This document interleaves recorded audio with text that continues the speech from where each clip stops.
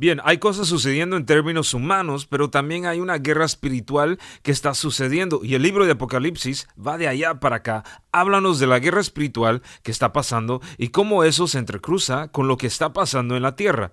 Recuerda, dije que el telón de fondo para estos primeros 3 años y medio en el período de la tribulación será la iglesia falsa, la ramera, ya que es mencionada en la Biblia y se representa para nosotros en el libro de Apocalipsis, capítulo 17.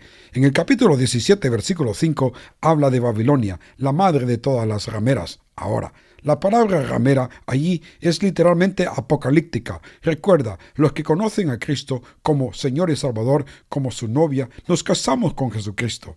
¿Qué es lo contrario de una virgen pura a una mujer virtuosa que viene al altar para casarse?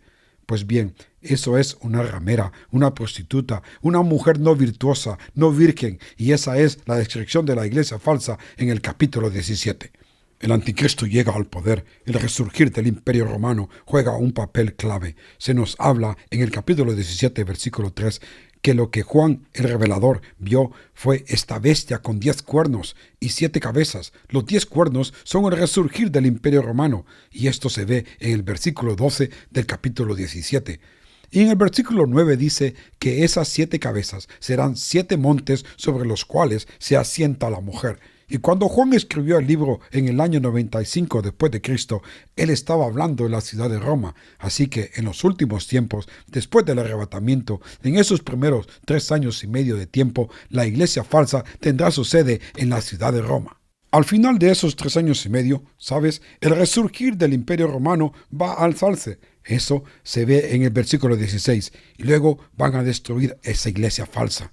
El versículo 17 del capítulo 17 tiene un principio muy interesante. Dice que Dios puso en el corazón de los hombres malos, de los líderes mundiales en ese momento, para que hagan su voluntad y destruyan a esa iglesia falsa. El anticristo se moverá desde Roma, donde habrá sido su sede, a la ciudad de Jerusalén. Y en la ciudad de Jerusalén, él entra en un templo que se ha reconstruido en el monte del templo, en Jerusalén. La Biblia nos dice en el capítulo 9 del versículo 27 de Daniel que la abominación desoladora se llevará a cabo. Jesús confirmó eso en Mateo 24:15 cuando dijo: cuando vean la abominación desoladora hablada por el profeta Daniel, huye. En 2 de Tesalonicenses 2:4 dice que el anticristo entra en el templo, se sienta en el lugar santísimo y declara ser Dios. Y eso es lo que Isaías 14 también dijo, que cuando Lucifer se convirtió en Satanás, él dijo: voy a ser adorado en Jerusalén. Esto será el caso. Y así toda esta escritura, incluso Apocalipsis 11:1, dice que habrá un templo en la mitad de la tribulación.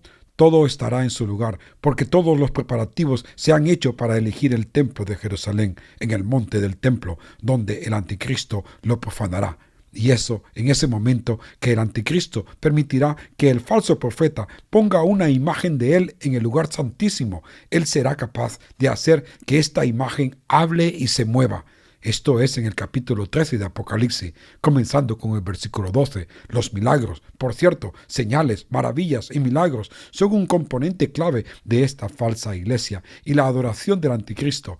Pero en ese momento Jesucristo está viendo todo esto desarrollarse y el anticristo se mueve a otro lugar, otro que la ciudad de Jerusalén, para establecer un sistema mundial económico, político y gubernamental.